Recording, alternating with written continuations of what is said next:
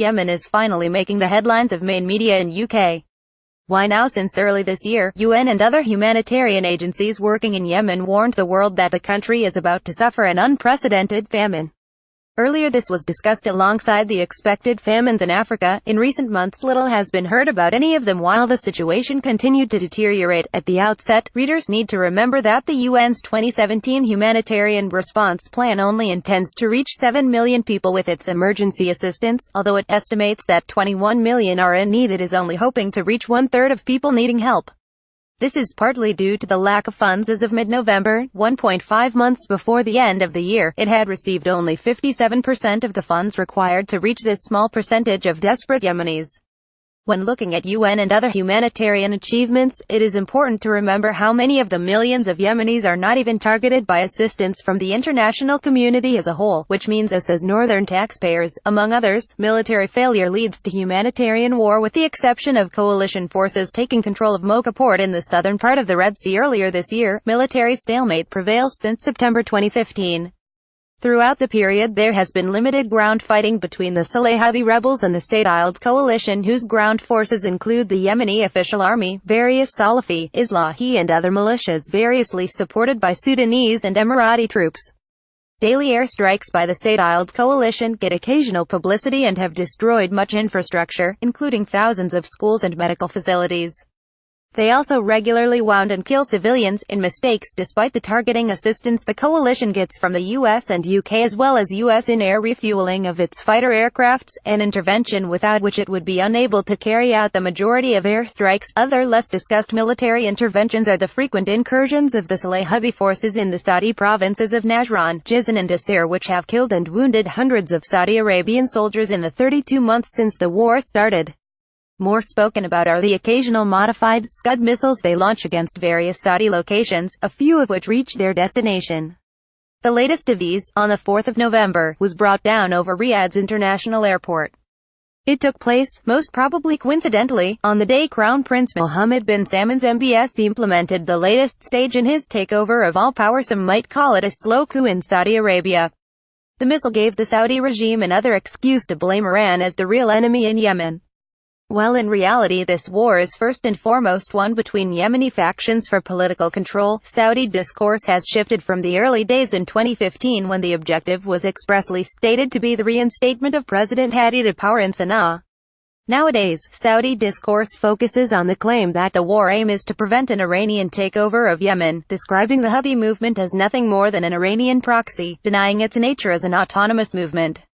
This distortion of the real nature of the conflict only serves to extend the war and worsen suffering. Faced with a military stalemate, the Saad coalition has adopted alternative strategies. Expansion of the airstrikes on a Syrian model is not an option, largely thanks to pressure from its Western allies, mainly the US and UK, which are under pressure in their legislatures and public opinions about their contributing role to the disastrous situation in Yemen. So the tactic it has chosen is one which has failed everywhere it has been tried, namely to make living conditions for the population as unbearable as possible, in the hope that this would turn people against their rulers. In Yemen this has taken the form of the blockade preventing basic necessities from reaching the people. The blockade prevents basic supplies from reaching the people. Since early 2015, the Saad coalition has enforced a blockade on Yemen's main ports under the control of the Houthi alliance, Hodeidah and Salif. They supply the areas where 71% of the people in need live and 82% of cholera cases are found. Despite being a rural and agricultural nation, under normal conditions, Yemen imports about 80% of its staples, most of which arrive through Hodeidah port, which was equipped with the necessary infrastructure, cranes to unload the ships, and storage facilities, and is closest to the areas of highest population density. The third main port, Aden, under the control of the Saad coalition, has serious logistical problems of storage and additional transport costs, let alone the political hostility of southern separatists to anything which might help those whom they regard, at best, as northern foreigners and at worst northern invaders-occupiers. Official justification for the blockade comes in UNSC Resolution 2216, which includes an arms embargo against the Houthi faction. In practice this has been an excuse to prevent the delivery of essential necessities, food and fuel. With the establishment of a UN verification mechanism UNVIM in early 2016, despite delays and clear obstructionism, some ships were allowed to unload. However, operational capacity in Hodeida port has been considerably restricted by the precision bombing of its cranes and other facilities in August 2015, limiting the number and types of ships it can receive. Although the U.S. financed replacement cranes, the coalition has prevented their installation. A further blow to the humanitarian situation took place in September 2016 when the Hadi regime unilaterally decided to transfer the Central Bank of Yemen from Sana'a to Aden. Since then, neither of the two rival banks has functioned effectively. In particular, this has prevented the majority of commercial food imports who supply 80% of the country's needs, as traders have been unable to obtain the letters of credit needed for purchases on the world market. While there is no doubt that some food reaches Yemen through the smuggling networks operated in collusion by the leaders of the various factions, these quantities are insignificant by comparison with requirements. The retail prices on local markets have risen so much that few can afford to buy at a time when the economy has basically collapsed. Most civil servants, about 1.2 million people supporting about 13% of the country's population, have not received their salaries for over a year. So by early 2017, the people of Yemen were facing hunger and, for the poorer, starvation, which explains why the UN then said 7 million of them were on the brink of famine. By the middle of this year, Yemen has achieved two tragic world records: the world's worst humanitarian disaster and the world's worst recorded cholera outbreak. As senior UN officials keep repeating, this is a man-made disaster, and it is primarily due to the blockade.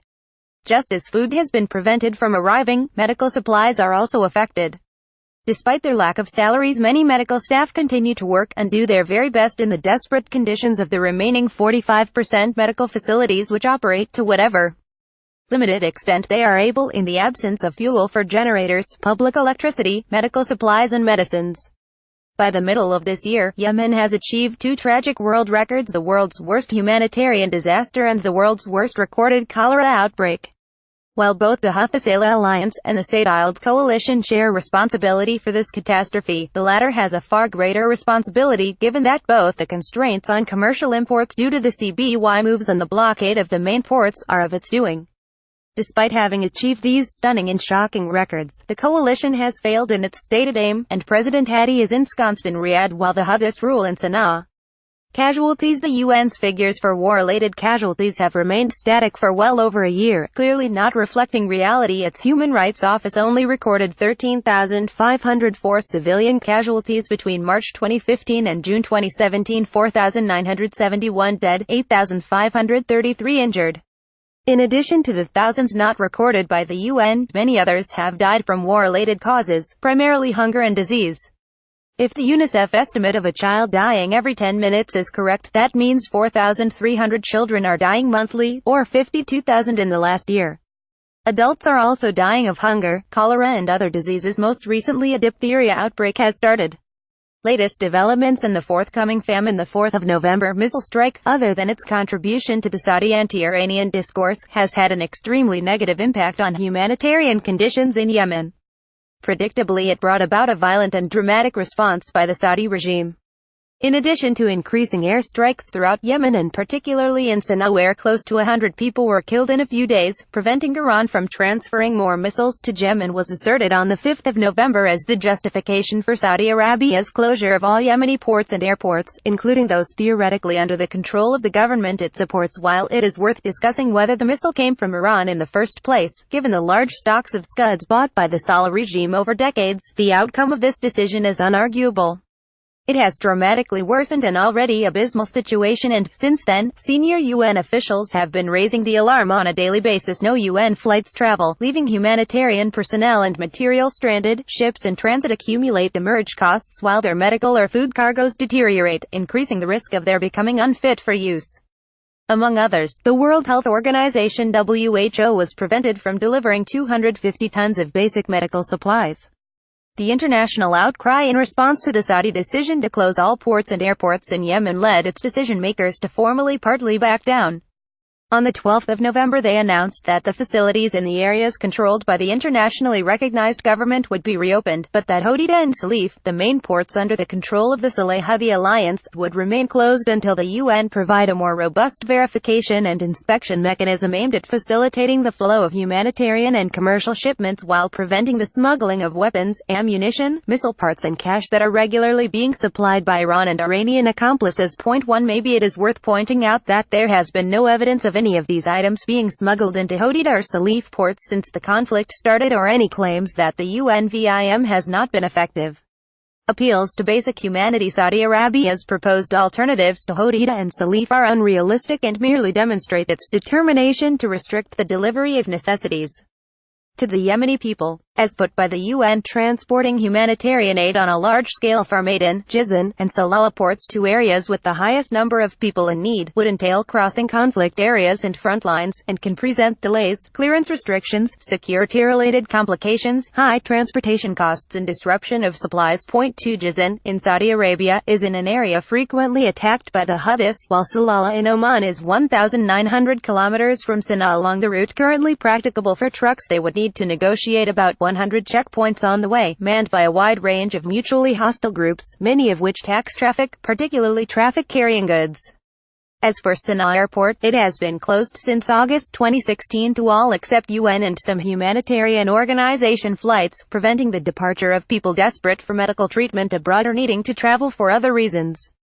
In response to outrage from the international community and renewed demands for its reopening, the state-led coalition found a highly effective mechanism to address these appeals to the basic humanity of its leadership. On Tuesday the 14th of November, its air raids destroyed Sana'a Airport's radio navigation station, putting it out of action. 3. Ensuring that no UN or other flight can land for some time to come.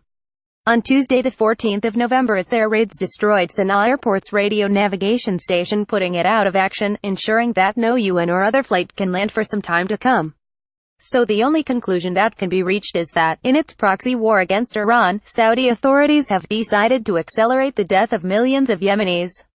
Not content with having blockaded the country and helping it to achieve 2 horrific world records, it is now trying to ensure that Yemen achieves a third the highest death toll from famine. May one hope that someone, somewhere among the decision-makers retains enough compassion to reverse these decisions and reopen all sea and airports to civilian travel, food and fuel imports, medical supplies and other necessities, whether by commercial or humanitarian agencies, and enable the Yemeni population to lead as normal a life as is possible under war conditions.